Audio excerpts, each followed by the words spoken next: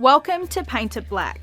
Today we're going to discuss what's the best word to use when trying to describe Aboriginal and Torres Strait Islander people. And I'm not talking racial slurs here. So stick around because this is a complex issue that has been debated for years.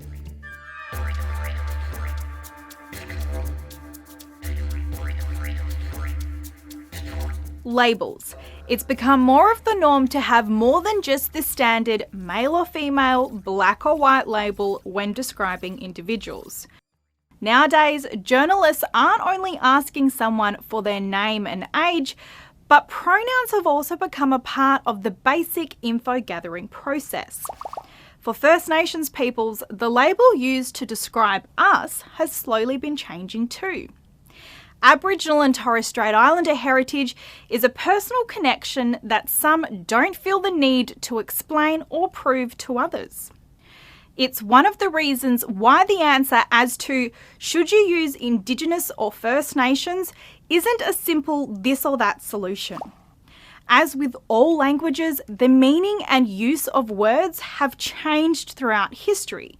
They're tied to the context and politics of that time. Kind of like this word, Aborigine.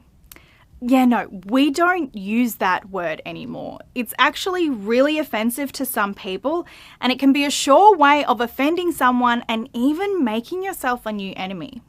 So what's the right label or description to use when reporting about Aboriginal and Torres Strait Islander people? For those of you who may already be confused by the words Aboriginal and Torres Strait Islander, let me break it down for you. Aboriginal refers to the original people of mainland Australia. Torres Strait Islander refers to the original people of the islands located north of Australia off the coast of Queensland in the Torres Straits. Culture, language and traditions are different between Aboriginal and Torres Strait Islanders. Both groups even have their own flag. Someone can be both Aboriginal and Torres Strait Islander, just like someone can be Chinese and Japanese, but they are two separate groups. So if you're only meaning to identify someone as Aboriginal, just say that. Don't use both terms if you're only talking about one group. But what if I'm talking about two groups, I hear you say? Well, there's a solution for that as well. For the longest time, when referring to both Aboriginal and Torres Strait Islander people, most people have used the term Indigenous. According to Oxford Dictionary, Indigenous means belonging to a particular place rather than coming to it from elsewhere. So for those in the media, Indigenous isn't just another word for Aboriginal. And when First Nations people are reading your articles, they may think that when you use the word Indigenous, you're speaking about both groups, not just one. So it would mean that the following statements are incorrect. The Indigenous flag. There is no official Indigenous flag that incorporates both the Aboriginal and Torres Strait Islander flag. There are two separate flags. The destruction of Junkun Gorge was a destruction of Indigenous artefacts. No. It was a destruction of Aboriginal artefacts, as the Punti Kunti Kurrama people are Aboriginal people because they're from mainland Australia. But I think the word Indigenous will end up fading over time, especially when it's being used incorrectly by non-Aboriginal Australians. Do you know the word Indigenous? Yeah, I It's do. native to the land. I was born here.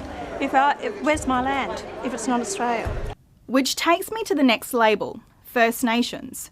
This is a term that is being widely used in Canada by Canadian Aboriginals, and it's slowly becoming used more frequently over here. According to Common Ground, First Nations recognises Aboriginal and Torres Strait Islander people as the sovereign people of this land, and it even goes further than First Australians, as it recognises various language groups as separate and unique sovereign nations. Personally, and this is a totally biased view as an Aboriginal woman, I think we should be identifying First Nations peoples by their mob or tribe, for the lack of a better word. Think about it. A person is identified by their suburb or town in most news reports. So why wouldn't we use this model when speaking about Indigenous Australians? If an individual knows who their mob is, then we should be using that. Before colonisation, there was more than 250 Aboriginal languages across mainland Australia. Now that number is less than half of that. By using this method, it adds to the bigger goal of sharing Indigenous history and keeping Indigenous culture alive. By substituting the word Indigenous for an actual language group, it could help educate other Australians that there are more groups out there than the one or two that they've heard of. It can also inspire and motivate other people within that Indigenous group, and it continues the motto of you can't be what you don't see. At the end of the day, picking what label to use is a personal choice, but it should be that.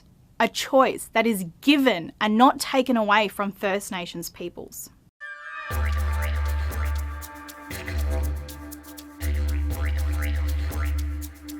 Thanks for watching. Make sure you like, subscribe, and be sure to check out my weekly columns both in the West Australian and on thewest.com.au. But if you're feeling lazy, you can always click here and read them now.